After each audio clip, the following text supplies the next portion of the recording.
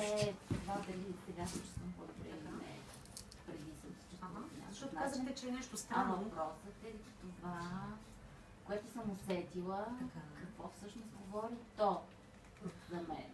И аз как да го разпозная. Какво всъщност се случи. А зададохте ли въпроса на вашата жена? Или на вашия мъж? Вижте се, понеже любовта ми се случва, трудно ми беше точно в изпълнението на всички неща, които трябваше да изпълняваме. Но се случваше нещо по този път. Чудесно! Успеха на начинаещия! Следващия път може да съм по-изпълнителна и така по-целеустремена към това, което трябва да правя, това, което всъщност ви говорите. И не мога да разбера обаче по какъв начин не въздействате, за да ми се случи това или поне на мен да говоря за себе си.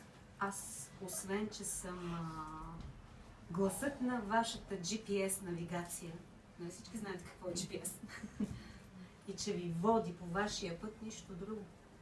Това, което сте усетили, това сте вие самата. Аз бих могла да ви дам много отговори. Те може би ще са верни за мене, за още няколко жени или според някои дебели книги, или според някои учения от старо време, или от по-ново. Но дали това е вашата истина, аз няма как да знам. Нито който да е друг жив човек на света. Факта, че нещо се е случило. Добре, вие защо не го казвате това? Какво искате да направите с нас? С вас искам да ви покажа как можете да ползвате такъв вид преживявания. Дори да не са с толкова много думи, да си влизате в някакъв баланс, ваш си, или да се свързвате с вашата отроба, с вашето сърце, с вашето дете, с вашата страстна жена, с вашия мъж, за да може да сте по-устойчива на външните обстоятелства.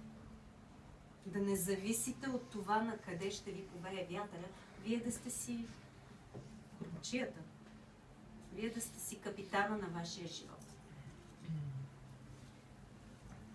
И как с помощта на тази техника ще успеем да го направим? Поканата в началото, ако си спомняте, беше да експериментирате в ежедневието си. Можете, например, ако се усетите напрегната, нещо ви предстои. Да. Така, нещо, когато ви предстои да се случи и усещате, че сте извън... изкара ви някой от нерви, от кожата. Или пък сте болна. Или пък, не дай се Боже, нали, но сега е сезона на вирусите, ние правим каквото можем. Между другото, с тези техники можете да си връщате и това здраве. Оттеглянето по този начин, навътре във вас, балансирането на вашите мисли, балансирането и на вашите емоции, защото сърцето обикновено се свързва с емоциите, нали? Трепка ми сърчицето. Или пък някакъв дискомфорт имате в отробата си, или в тази зона, или пък в някоя част на тялото си, или пък ви предстои да сключвате важна сделка, или пък ви предстои да се срещнете с някой, с който не сте много сигурна какво точно ще се случи. По този начин можете да експериментирате с всичко, можете да задавате въпрос, можете да искате подсказка, какво бихте направили и е най-доброто за вас. Всичко, което ви е трудно. Но обикновено отговорите на въпросите ги снимаме на ниво рацио. А не на ниво интуиция, чувствителност и всички тези неща. Според мен точно това е идеята на техника, да влеземе навътре в себе си, да се оперираме от разум и да видим какво ще ни каже интуицията. Това е типично женската част, интуицията, типично креативната. И за да не останем отново само в едната крайност, прекалено зависещи от външните обстоятелства, ние свързвахме и с заземяването, и с ума, и с действието. Реално това е целта. С времето това нещо става естествено състояние. Човек колко често трябва да го практикува. С Ману бяхме на тези техники. Когато го почувстваш необходимо. С Ману заедно преминахме през тези първите техники от инициациите в свещената женственост. Не, че по друга форма не сме ги събирали. Със сигурност и вие сте били на даоски техники, алхимия, били сте на тантра йога, на кундалини йога, били сте на един куп лечения, били сте на някакви семинари. Но именно може да каже как тя се чувства след... Да, аз даже щях да поздравя за това, защото тя достигна до доста до интересно ниво, този толкова начинаещ. И всъщност това с емоцията, която ви изразихте по този начин, някой път се случва даже на хора вече преминали един път през такова нещо и при вас беше много наистина силно, което поздравяваме за което.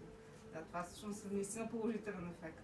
Не го смятайте всъщност за отрицателно. Даже как да кажа, желателно да се мине оттам, защото пречиства наистина по този начин. И възможно е и всъщност и близостта на Ива, тъй като тя, аз ще отворя на малко скоба, тя има много силна, тя има много силна работа и така нататък, възможно е също да, но това е много добър ефект. Отговор на въпроса. Отговора на въпроса колкото често на вас ви се иска. Но не пък да останете прекалено дълго в тия състояния, защото какво казваме? Твой живот ще мине. И ще препуснем да се забавляваме. И съм сигурна, че ако сега се извадите огледалца или намерите някъде да се видите, ще забележите тотално други очи. Тотално друга физиономия. Сега, след известно време, ние ще огранеем, аз лично огранеем, и ще празнуваме, защото идеята е не само да работим. Това е мъжко, само да работим. Работохолизма. Женската е да танцуваме, да си хапваме, да си пиваме, да се забавляваме, нещо сладко. Ако имате въпроси, чувствайте се свободни да ги задавате на която и да било от нас.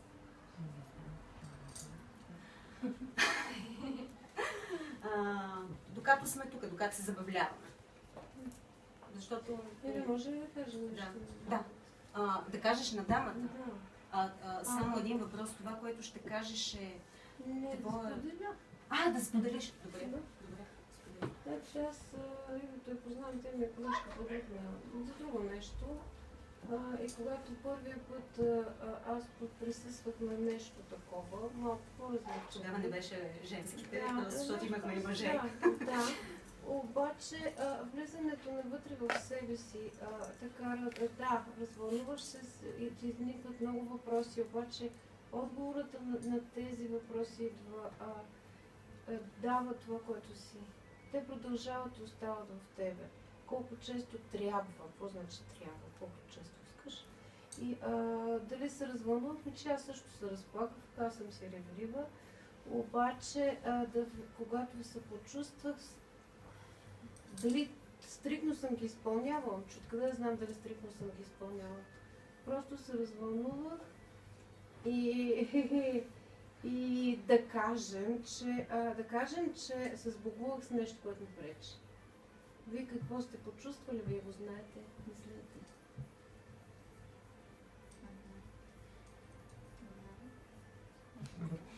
Аз бих